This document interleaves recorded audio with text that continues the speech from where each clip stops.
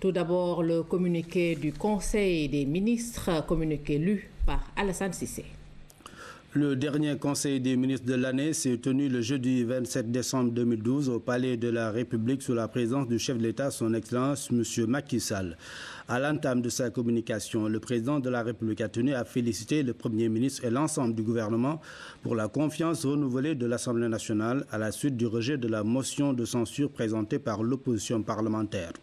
Le chef de l'État s'est également réjoui de la maturité politique de notre système démocratique que la majorité a joué dans les débats à travers le vote qui a sanctionné la dite motion. Le président de la République a engagé le gouvernement à rester debout en toutes circonstances et à maintenir le cap sur le chemin du redressement économique et moral du pays.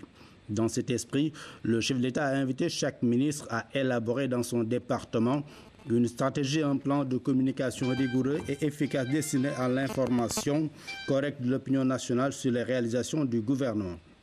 Au titre de sa communication au Conseil, le président de la République a aussi évoqué la problématique des eaux pluviales qui se pose de plus en plus avec acuité, surtout à la suite du dernier hivernage marqué par une abondante pluviométrie. Le chef de l'État a relevé à ce sujet le manque de cohérence et de lisibilité du cadre institutionnel dédié à la gestion de ces eaux ainsi que l'insuffisance des ressources affectées à cet effet au regard des enjeux et défis de cette question, surtout en milieu urbain. Il y a donc lieu à indiquer le président de la République de doter le Sénégal d'un véritable dispositif opérationnel de gestion convenable des eaux pluviales. Le chef de l'État a ainsi invité le Premier ministre à élaborer une stratégie visant une meilleure rationalisation des interventions dans ce secteur, dont les principaux acteurs sont l'Office national d'assainissement du Sénégal, ONAS, le programme de construction de logements sociaux et de lutte contre les bidonvilles, les collectivités locales concernées et l'Agence de développement municipal.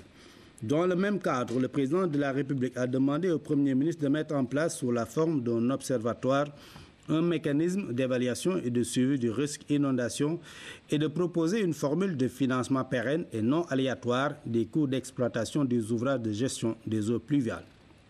Clôturant ce sujet, le chef de l'État a instruit le Premier ministre d'initier la création d'un fonds destiné à l'assainissement et dont le financement pourrait être assuré à partir de 3 sources que sont le fonds d'entretien routier, le fonds de dotation à la décentralisation et les ressources propres des collectivités locales concernées.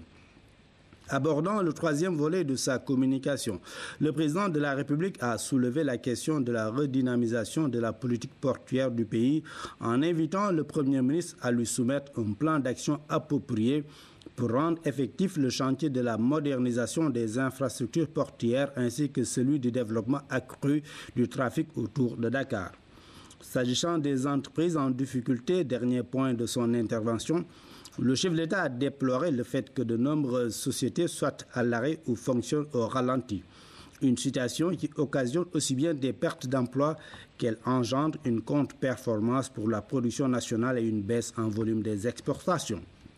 À ce titre, le président de la République a demandé au Premier ministre de procéder d'ici le 28 février 2013, en relation avec les acteurs du secteur privé, à un recensement exhaustif des entreprises en difficulté, notamment dans les secteurs de l'industrie, de l'agroalimentaire, de la pêche, des technologies de l'information, de la communication et du tourisme. Il a également chargé d'étudier la mise en œuvre rapide d'un plan de relance en faveur des entreprises à l'arrêt ou fonctionnant au ralenti. À la suite du chef de l'État, le Premier ministre a rendu compte au Conseil des activités gouvernementales de la semaine, en insistant en particulier sur l'examen de la motion de censure déposée contre son gouvernement par l'opposition parlementaire. Le chef du gouvernement a indiqué qu'au-delà du démantèlement des fausses accusations portées contre sa personne par l'opposition parlementaire, sa présence devant la représentation nationale a surtout été l'occasion pour lui d'insister sur les ruptures fondamentales en matière de gouvernance initiées par le chef de l'État depuis le 25 mars 2012. Il s'agit ni plus ni moins, à préciser le Premier ministre, que d'un vaste chantier d'assainissement de la vie publique qui devrait permettre une réconciliation des gouvernants avec les valeurs d'éthique, de responsabilité, de transparence et de culte de l'effort. Le Premier ministre a tenu à remercier tous les membres du gouvernement qui ont donné un rang serré la preuve de leur engagement à ses côtés pour donner corps aux orientations politiques définies par le chef de l'État. Il a également salué l'action vibrante de la majorité parlementaire qui a manifesté de manière résolue tout son soutien à l'action de l'État et défendu avec foi la politique de redressement mise en œuvre sous l'autorité du chef de l'État par le gouvernement. Le ministre des Affaires étrangères et des Sénégalais de l'extérieur a fait le point sur les différentes crises politico-militaires qui secouent le continent. Le ministre des Infrastructures et des Transports a tenu le Conseil de l'État des équipements et des transports ferroviaires au Sénégal et a informé sur les mesures envisagées pour la relance du secteur ferroviaire. Le ministre de la Santé et de l'Action sociale a présenté au Conseil un document de politique générale qui va régir son département au cours des prochaines années. Le document établit un diagnostic complet du secteur avec un état des lieux, notamment sur les types de pathologies les plus courantes, les indicateurs de santé, les médicaments, les infrastructures, les équipements et sur les ressources humaines. Le document propose ensuite une analyse des enjeux et défis qui se posent au secteur. Une série de mesures et d'actions seront engagées au cours des années prochaines, 2012-2015, dans la perspective indiquée par le gouvernement du Sénégal et par le chef de l'État quand il déclarait dans son premier discours à la nation du 3 avril 2012 que la santé est la mère des richesses. Il n'est de développement sans amélioration significative du niveau général des indicateurs de santé d'une population, a soutenu le ministre de la Santé et de l'Action sociale. À la suite de la présentation de la nouvelle politique sanitaire, le chef de l'État est intervenu pour féliciter le ministre de la Santé et de l'Action sociale pour la qualité de son document et sa présentation pédagogique et didactique. Le Conseil a discuté et adopté le document stratégique. Enfin, le Conseil a pris les mesures individuelles suivantes. M. Cheikh Issa Sall, magistrat à la Cour des comptes, matricule de solde numéro 604-138D, est nommé secrétaire général de la Délégation générale à la protection sociale et à la solidarité nationale. M. Mor Diouf, inspecteur principal du Trésor, précédemment conseiller technique du directeur général de la comptabilité publique et du Trésor, matricule de solde numéro 518-380Q, est nommé coordonnateur de la Direction générale de la comptabilité publique et du Trésor en remplacement de M. Cheikh Tidiane Diop, appelé à d'autres fonctions.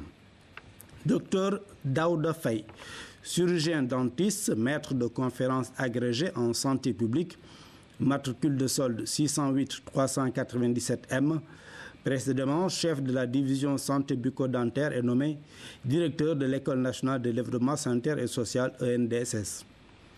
Pour la nomination du gouverneur, M. Lamine Sagna, administrateur civil, principal de classe exceptionnelle, matricule de solde numéro 378-225A, précédemment gouverneur de la région de Matam, est nommé gouverneur de la région de Louga en remplacement de M. Moubarak Sek, admis à faire valoir ses droits à une pension de retraite. M. Cheikh Khan, administrateur civil principal de classe exceptionnelle, matricule de solde numéro 378-193I, précédemment gouverneur de la région de Sédhiou, est nommé gouverneur de la région de Matam en remplacement de M. Lamine Sagna, appelé à d'autres fonctions. M. Ange Faye, administrateur civil principal de classe exceptionnelle, matricule de solde numéro 378-195G, précédemment préfet du département de Louga, est nommé gouverneur de la région de Sédhiou en remplacement de M. Cheikh Kanyan, appelé à d'autres fonctions. Au titre de nomination de préfet, M. Mortal Tine, administrateur civil, matricule de solde numéro 616-322E, précédemment adjoint au gouverneur de la région de Saint-Louis, chargé des affaires administratives, et nommé préfet du département de Médina Yoro Foulah, en remplacement de M. Ibrahim Fall, appelé à d'autres fonctions. M.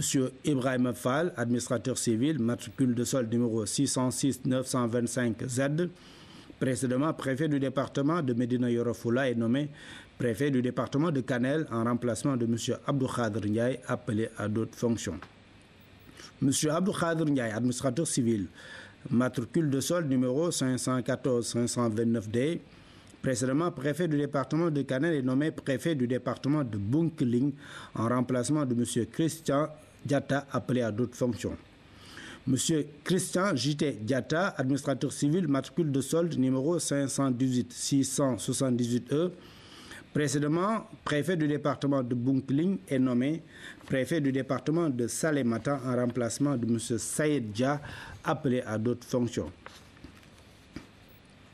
M. Saïd Dia, administrateur civil, matricule de solde numéro 515 927E, précédemment préfet du département de Salémata est nommé préfet du département de Ziguinchor en remplacement de M. Gorgui Mbaye, appelé à d'autres fonctions. M. Gorgui Mbaye, administrateur civil, matricule de solde numéro 510 411Z, précédemment préfet du département de Ziguinchor est nommé préfet du département de Kébémer en remplacement de M. Souleymane Cissé, appelé à d'autres fonctions. M. Souleymane Cissé, administrateur civil, matricule de solde numéro 500 732A, précédemment préfet du département de Kébémer est nommé préfet du département de Fatick en remplacement de M. Lazare Banouman Kenny, appelé à d'autres fonctions. M. Lazare Banouman Kenny, administrateur civil, matricule de solde numéro 602 563F, précédemment préfet du département de Fatick, est nommé préfet du département de Oussy en remplacement de M. William Manel, appelé à d'autres fonctions. M. William Manel, administrateur civil, matricule de solde numéro 604 135G, précédemment préfet du département de Oussy, est nommé préfet du département de Thiès en remplacement de M. Tierno Ahmed Babali, appelé à d'autres fonctions. M. Tierno Ahmed Babali, administrateur civil, matricule de solde numéro 517 881J, précédemment préfet du département de Thiès, est nommé préfet du département de Kaffrine en remplacement de M. Maguette Diallo, appelé à d'autres fonctions. M. Maguette Diallo, administrateur civil, matricule de solde numéro 378 206D, précédemment préfet du département de Kaffrine, est nommé préfet du département de Tivaouane en remplacement de M. Mohamed Mahmoud Diop, appelé à d'autres fonctions. M. Demba Touré, administrateur civil, matricule de solde numéro 608 596L, précédemment adjoint au gouverneur de la région de Kédougou, chargé des affaires administratives, est nommé préfet du département de Goudomp en remplacement de M. Amadou Sakho, appelé à d'autres fonctions. M. Amadou Sakho, administrateur civil, matricule de solde numéro 375 575B, précédemment préfet du département de Goudomp, est nommé préfet du département de Malem Odar en remplacement de M. Omar Diallo, appelé à d'autres fonctions. M. Omar Diallo, administrateur civil principal, matricule de solde numéro 378 871D, précédemment préfet du département de Malem Odar, est nommé préfet du département de Louga en remplacement de M. Ange Faye, appelé à d'autres fonctions. M. Jean-Baptiste Colly, administrateur civil, matricule de solde numéro 508 335H, précédemment préfet du département de Bignona, est nommé préfet du département de Bakel en remplacement de M. Amadou Matar Sissé, appelé à d'autres fonctions. M. Amadou Matar Sissé, administrateur civil, matricule de solde numéro 519 795J, précédemment préfet du département de Bakel, nommé préfet du département de Sédhiou en remplacement de M. Mohamedou Watt, appelé à d'autres fonctions. M. Mohamedou Watt, administrateur civil, matricule de solde numéro 519 025J, précédemment préfet du département de Sédhiou, est nommé préfet du département de Saraya en remplacement de M. Papa Demba Diallo, appelé à d'autres fonctions. M. Papa Demba Diallo, administrateur civil, matricule de solde numéro 513 117Z, précédemment préfet du département de Saraya, est nommé préfet du département de Ranérou en remplacement de M. Farisei, appelé à d'autres fonctions. Enfin, M. Farisei, administrateur civil, matricule de solde numéro 510 493F, précédemment préfet du département de Ranérou, est nommé préfet du département de Bignona en remplacement de M. Jean-Baptiste Colly, appelé à d'autres fonctions. Alassane Cissé, merci. C'était là le communiqué du Conseil des ministres qui s'est tenu ce jeudi 27 décembre.